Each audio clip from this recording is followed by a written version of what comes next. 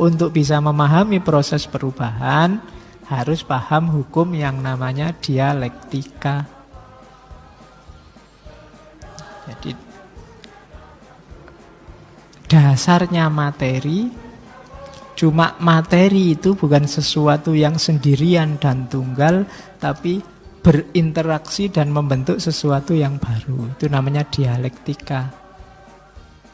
Dialektika dimasukkan oleh Tan Malaka biar orang Indonesia sadar perubahan. Biar orang Indonesia mengerti bahwa realitas itu dinamis. Dia tidak statis. Apapun yang datang saling berpengaruh. Kalau bahasanya di Tan Malaka, perbincangan antar materi saling mempengaruhi. Kadang sifatnya bertentangan, kadang sifatnya saling mendukung, kadang hari ini sama, besok waktunya berubah jadi berubah, macam-macam. Itulah dialektika. Kita hari ini mungkin beda loh sama kita besok pagi. Kenapa? Ada dialektika dengan lingkungan sekeliling kita. Realitas yang dihadapi berubah, kita juga mungkin berubah. Nah, itu namanya dialektika. Oke. Ya kalau di Tan Malaka misalnya mencontohkan sejarahnya Rusia. Ini sebenarnya sejarah hampir seluruh dunia. Dunia itu kan awal-awal itu model sosial itu kan modelnya kecenderungannya monarki, kerajaan-kerajaan, imperium-imperium ada di mana-mana. Setelah era kerajaan-kerajaan lahir era feudalisme.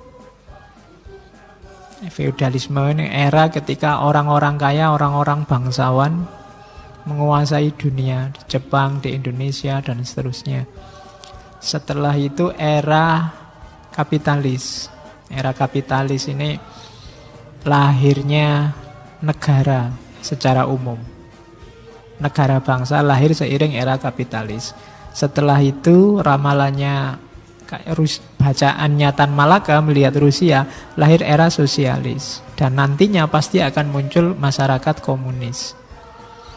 Nah itu kenapa kok bisa berubah-berubah gini? Karena ada perbincangan antar materi yang sifatnya dialektika. Buruh ditindas, ini kan dialektis. Dialektika antara yang menindas dan yang ditindas. Melahirkan fenomena baru, revolusi proletar. Ini kan dialektis. Sekarang kebalikannya, orang yang miskin, yang proletar, yang tertindas memimpin. Akhirnya apa? Balik dia menindas yang dulunya menindas dia. Lahir fase diktator proletariat, kan begitu. Diktator proletariat itu orang tertindas sekarang ganti menindas. Pada saatnya diktatoriat ini akan berhenti sendiri. Ketika mulai sadar orang, oh iya ya dulu saya ditindas susah, sekarang balas dendamnya selesai, kita sama-sama manusia, lahirlah masyarakat tanpa kelas. Itu nanti yang dikenal sebagai komunis. Oke. Ya harusnya yang mengkritik komunisme, yang tidak setuju komunisme, harus belajar tentang apa itu komunisme dulu, baru tidak setuju. Saya bilang jangan berhenti di stigma. Boleh kok tidak setuju. Kalau Indonesia mungkin setengah harus. Tapi harus ngerti duduk persoalannya.